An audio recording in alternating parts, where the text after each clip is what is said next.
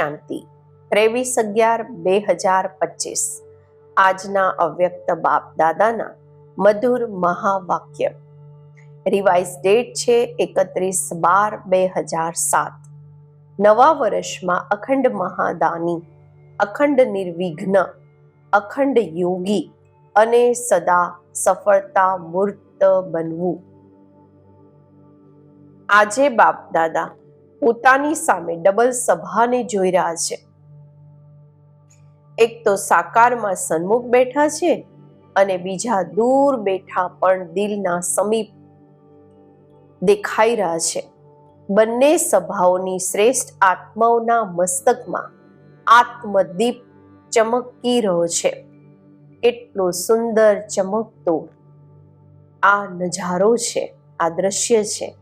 આટલા બધા એક સંકલ્પ, એક રસ સ્થિતિમાં સ્થિત પરમાત્મા પ્યારમાં લવલીન, એકાગ્ર બુદ્ધિથી સ્નેહમાં સમાયેલા કેટલા પ્યારા લાગી રહ્યા છે. તમે બધા પણ આજે વિશેષ નવું વર્ષ મનાવવાના માટે પહોંચી ગયા છો. બાપ દાદા પણ બધા બાળકોનો ઉમંગ ઉત્સાહ જોઈ, ચમકતા આત્મદીપને જોઈ હર્ષિત થઈ રહ્યા છે. આજનો દિવસ સંગમનો દિવસ છે. એક વર્ષની જૂનાની વિદાય છે અને નવા વર્ષની બધાઈ થવા વાળી છે. નવું વર્ષ અર્થાત નવો ઉમંગ અને ઉત્સાહ, સ્વ પરિવર્તનનો ઉમંગ છે. સર્વ પ્રાપ્તિઓને સ્વયંમાં પ્રાપ્ત જોઈ દિલમાં ઉત્સાહ છે. દુનિયાવાળા પણ આ ઉત્સવ મનાવે છે.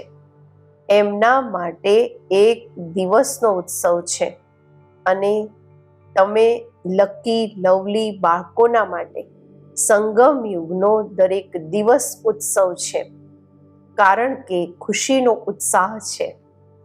દુનિયાવાળા તો બુઝાયેલા દીપકને ફરીથી જલાવીને વર્ષ મનાવે છે.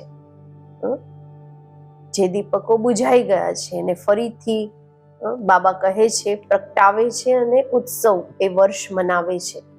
અને બાપ દાદા અને આટલા આખા ચારેય તરફના જગેલા દીપકોની સાથે નવા વર્ષનો ઉત્સવ મનાવવા આવ્યા છો.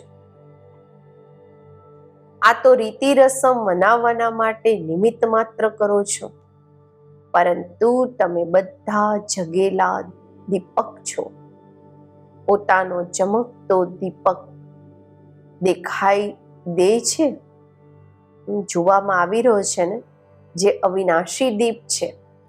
તો નવા વર્ષમાં દરેકે દિલમાં સ્વ પ્રતિ, વિશ્વની આત્માઓ પ્રતિ કોઈ નવો પ્લાન બનાવ્યો છે. 12 વાગ્યાના પછી નવું વર્ષ શરૂ થઈ જશે. તો આ વર્ષને વિશેષ કયા રૂપમાં મનાવશો? જેમ જૂનું વર્ષ વિદાય લેશે તો તમને બધાએ પણ જૂનો સંકલ્પ, જૂના સંસ્કાર એમને પણ વિદાય આપવાનો સંકલ્પ કર્યો. વર્ષની સાથે સાથે તમે પણ જૂનાને વિદાય આપી નવા ઉમંગ ઉત્સાહના સંકલ્પોને પ્રેક્ટિકલમાં લાવશો ને? તો વિચારો, પોતાનામાં શું નવીનતા લાવશો? કયા નવા ઉમંગ ઉત્સાહની લહેર ફેલાવશો? કયા વિશેષ સંકલ્પના વાઇબ્રેશન ફેલાવશો? વિચાર્યું છે? કારણ કે તમે બધા બ્રાહ્મણ આખા વિશ્વની આત્માઓના માટે પરિવર્તન નિમિત્ત આત્માઓ છો. વિશ્વના ફાઉન્ડેશન છો, પૂર્વજ છો, પૂજ્ય છો. તો આ વર્ષ પોતાની શ્રેષ્ઠ વૃત્તિ દ્વારા કયા વાઇબ્રેશન ફેલાવશો? જેમ પ્રકૃતિ ચારેય તરફ ક્યારેક ગરમીના, ક્યારેક ઠંડીના, ક્યારેક બહારના બાબા કહે છે વાઇબ્રેશન ફેલાવે છે ને, તો તમે પ્રકૃતિના માલિક, પ્રકૃતિ જીત કયા વાઇબ્રેશન ફેલાવશો? જેનાથી આત્માઓને થોડા સમયના માટે પણ સુખ ચેનનો અનુભવ થાય. એના માટે બાપ દાદા આ ઈશારો આપી રહ્યા છે કે જે પણ ખજાના પ્રાપ્ત થયા છે એ ખજાનાઓને સફળ કરો અને સફળતા સ્વરૂપ બનો. વિશેષ સમયનો ખજાનો ક્યારેય પણ વ્યર્થ ન જાય. એક સેકન્ડ પણ વ્યર્થને કાર્યમાં લગાવો. સમયને સફળ કરો. દરેક શ્વાસને સફળ કરો. દરેક સંકલ્પને સફળ કરો. હરેક શક્તિને સફળ કરો. દરેક ગુણને સફળ કરો. સફળતા મૂર્ત બનવાનું આ વિશેષ વર્ષ મનાવો. કારણ કે સફળતા તમારો જન્મસિદ્ધ અધિકાર છે. તે અધિકારને પોતાના કાર્યમાં લગાવી સફળતા મૂર્ત બનો. કારણ કે અત્યારની સફળતા તમારા અનેક જન્મ સાથ રહેવાવાળી છે. તમારા સમયને સફળતાની પ્રારબ્ધ પૂરું અડધું કલ્પ સફળતાનું ફળ પ્રાપ્ત થશે.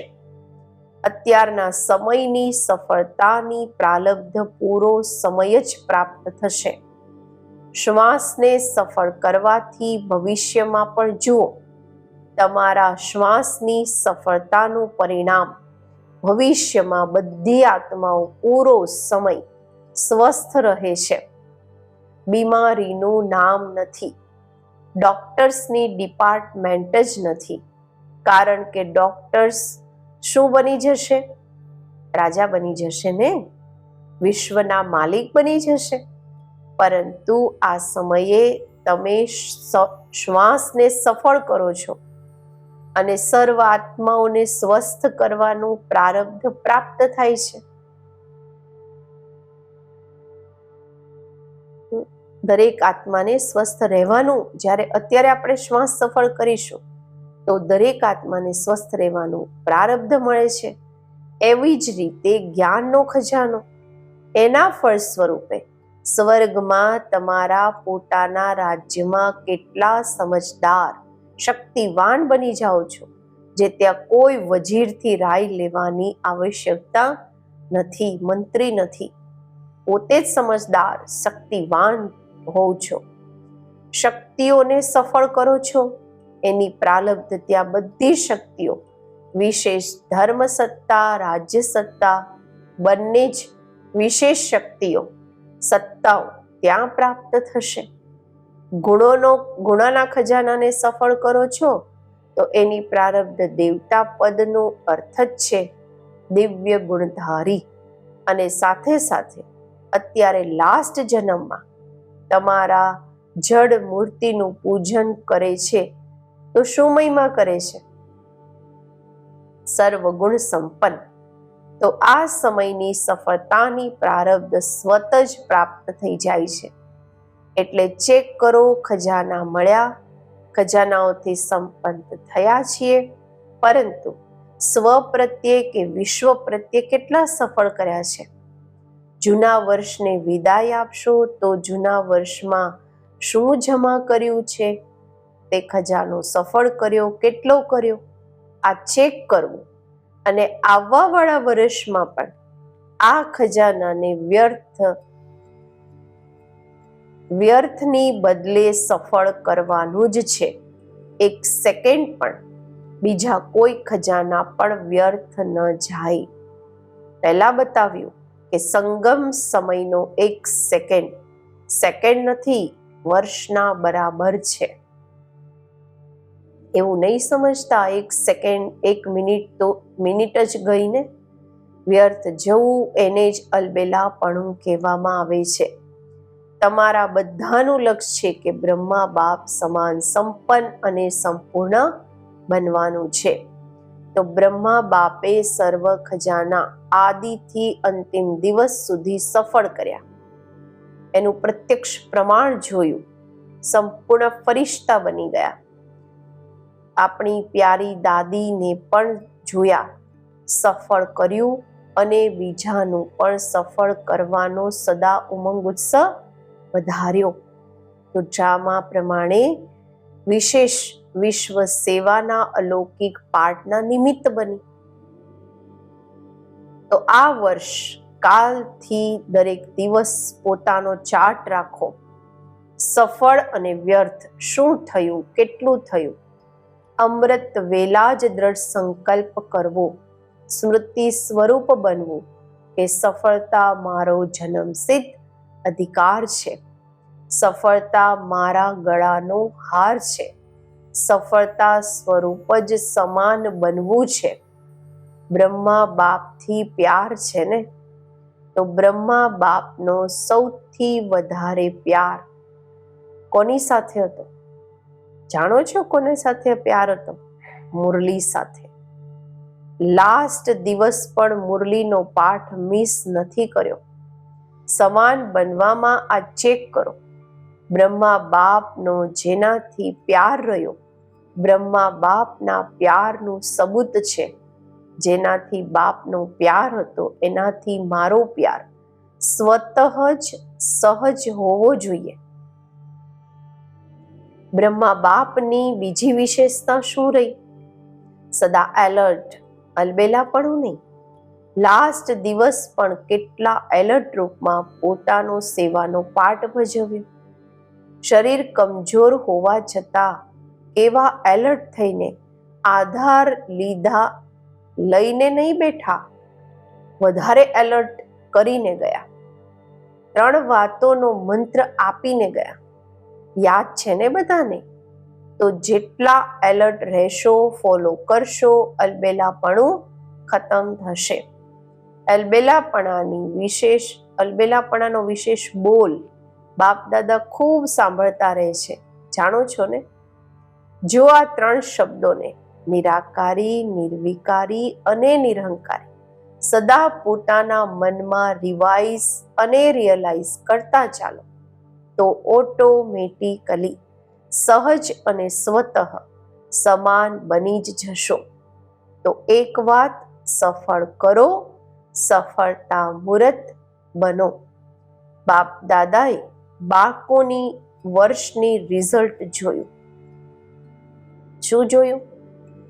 મહાદાની બન્યા છો, પરંતુ અખંડ મહાદાની, અખંડ અંડરલાઈન, અખંડ મહાદાની, અખંડ યોગી, અખંડ નિર્વિઘ્ન અત્યારે એની આવશ્યકતા છે. શું અખંડ થઈ શકે છે? થઈ શકે છે. પહેલી લાઈન વાળા બતાવો કે અખંડ થઈ શકે છે. હાથ ઉઠાવો જો થઈ શકે છે તો. જે કરી શકે છે કરી શકો છો. મધુબન વાળા પણ ઉઠાવી રહ્યા છે. બાપ દાદા મધુબન વાળાને પહેલા જુએ છે. મધુબનથી પ્યાર છે. શાંતિવન કે પાંડવ ભવન કે જે પણ દાદીની ભુજાઓ છે બધાને ધ્યાનથી જુએ છે. જો અખંડ થઈ ગયા, મનસાથી શક્તિ ફેલાવવાની સેવામાં બિઝી રહો. વાચાથી જ્ઞાનની સેવા અને કર્મથી ગુણદાન કે ગુણોનો સહયોગ આપવાની સેવા કરો. આજકાલ ચાહે જ્ઞાની આત્માઓ છે, ચાહે બ્રાહ્મણ આત્માઓ છે, બધાને ગુણનું દાન, ગુણોનો સહયોગ આપવો આવશ્યક છે. જો સ્વયં સહજ સિમ્પલ રૂપમાં સેમ્પલ બનીને રહે તો ઓટોમેટિક બીજાને તમારા ગુણમૂર્તનો સહયોગ સ્વત જ મળશે. આજકાલ બ્રાહ્મણ આત્માઓ પણ સેમ્પલ જોવામાં ઈચ્છે છે, સાંભળવા નથી ઈચ્છતી. ઉદાહરણ જોઈએ છે એમને. આપસમાં પણ શું કહો છો? કોણ બન્યું છે? તો પ્રત્યક્ષ રૂપમાં ગુણમૂર્ત જોવા ઈચ્છે છે. તો કર્મથી વિશેષ ગુણોનો સહયોગ, ગુણોનું દાન આપવાની આવશ્યકતા છે. સાંભળવા કોઈ નથી ઈચ્છતા, જોવા ઈચ્છે છે.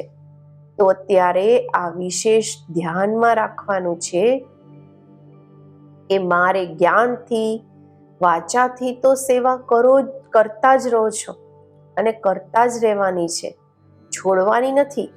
પરંતુ અત્યારે મનસા અને કર્મ, મનસા દ્વારા વાઇબ્રેશન ફેલાવો, સકાશ ફેલાવો. વાઇબ્રેશન કે સકાશ દૂર બેઠા પણ પહોંચાડી શકો છો.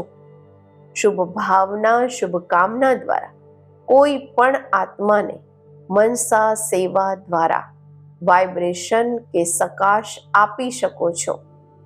તો અત્યારે આ વર્ષ એક મનસા શક્તિઓના વાઇબ્રેશન, શક્તિઓ દ્વારા સકાશ અને કર્મ દ્વારા ગુણોનો સહયોગ કે અજ્ઞાની આત્માઓને ગુણદાન આપો.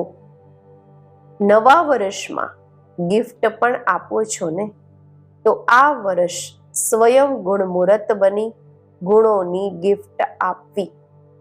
ગુણોની ટોલી ખવડાવો છો ને, મળો છો તો ટોલી ખવડાવો છો ને. ટોલી ખવડાવવામાં ખુશ થઈ જાય છે ને. કોઈ આત્માઓ ભાગંતી પણ ટોલીને યાદ કરે છે. જે બાબાને છોડીને ચાલી જાય છે, જ્ઞાનમાં નથી ચાલતું, છતાં પણ ટોલીને યાદ કરે છે. બીજી વાતો ભૂલી જાય છે, પરંતુ ટોલી યાદ રહે છે. તો આ વર્ષ કઈ ટોલી ખવડાવશો? ગુણોની ટોલી ખવડાવજો. ગુણોની પિકનિક કરજો. કારણ કે બાપ સમાન સમયની સમીપતા પ્રમાણ અને દાદીના ઈશારા પ્રમાણ સમયની સંપન્નતા અચાનક ક્યારેય પણ થવી સંભવ છે. એટલે બાપ સમાન બનવાનું છે કે દાદીના પ્યારનું રિટર્ન આપવાનું છે. તો જે આવશ્યકતા છે મનસા અને કર્મ દ્વારા સહયોગી બનવાની, કોઈ કેવું પણ છે આ નહીં વિચારો આ બને તો હું બનું, નંબર 1 બનવાનું છે. તો ક્યારેય આ નહીં વિચારો કે આ બને તો બનો. પહેલો નંબર તો બનવા વાળા બની જશે, પછી તમારો નંબર તો બીજો થઈ જશે.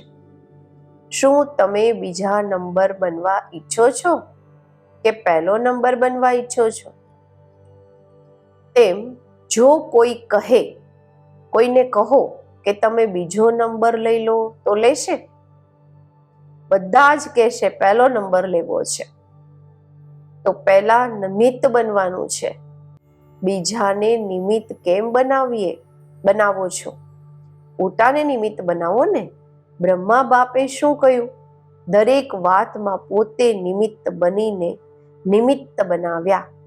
હે અર્જુન બની પાર્ટ ભજવ્યો.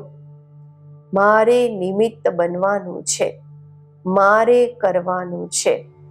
બીજા કરશે મને જોઈને, અને મને જોઈને બીજા કરશે. બીજા કરશે પણ મને જોઈને કરશે. બીજાને જોઈને હું કરીશ નહીં, મને જોઈને બીજા કરશે. આ બ્રહ્મા બાપનો પહેલો પાઠ છે. તો સાંભળ્યું શું કરવાનું છે? સફળતા મુહૂર્ત, સફળતા મુહૂર્ત, અખંડ દાની. માયાને આવવાની હિંમત જ નહીં હશે. જ્યારે અખંડ મહાદાની બની જશો, નિરંતર સેવાધારી રહેશો, બીઝી રહેશો, મન બુદ્ધિ સેવાધારી રહેશે, તો માયા ક્યાં આવશે? ક્યાં આવશે? તો અત્યારે આ વર્ષ શું બનવાનું છે? બધાનો એક અવાજ દિલથી નીકળે. આ બાપ દાદા ઈચ્છે છે. તે કયો? નો પ્રોબ્લેમ, કમ્પ્લીટ. પ્રોબ્લેમ નહીં, પરંતુ કમ્પ્લીટ બનવાનું જ છે. દ્રઢ નિશ્ચય બુદ્ધિ, વિજય માળાના નજીક મણકા બનવાનું જ છે. ઠીક છે ને? બનવાનું છે ને? મધુબનવાળા બનવાનું છે. નો કમ્પ્લેન, નો કમ્પ્લેન. હિંમત રાખવાવાળા હાથ ઉઠાવો. નો પ્રોબ્લેમ. વાહ, મુબારક હો, મુબારક હો, મુબારક હો. જુઓ, નિશ્ચયનું પ્રત્યક્ષ પ્રમાણ છે રૂહાની નશો. જો રૂહાની નશો નથી તો નિશ્ચય પણ નથી. ફૂલ નિશ્ચય નથી, થોડો ઘણો છે તો નશો રાખો. શું મોટી વાત છે? કેટલા કલ્પ તમે જ બાપ સમાન બન્યા છો. યાદ છે? અગણિત વાર બન્યા છો. તો આ નશો રાખો, અમે જ બન્યા છીએ, અમે જ છીએ અને અમે જ વારંવાર બનતા રહેશું. આ નશો સદા જ કર્મમાં દેખાવામાં આવે, જોવામાં આવે, સંકલ્પમાં નહીં, બોલમાં નહીં, પરંતુ કર્મમાં. કર્મનો અર્થ છે ચલનમાં, ચહેરામાં દેખાય. તો હોમવર્ક મળી ગયું? મળ્યું ને? હવે જોઈએ નંબર વારમાં આવો છો કે નંબર 1માં આવો છો?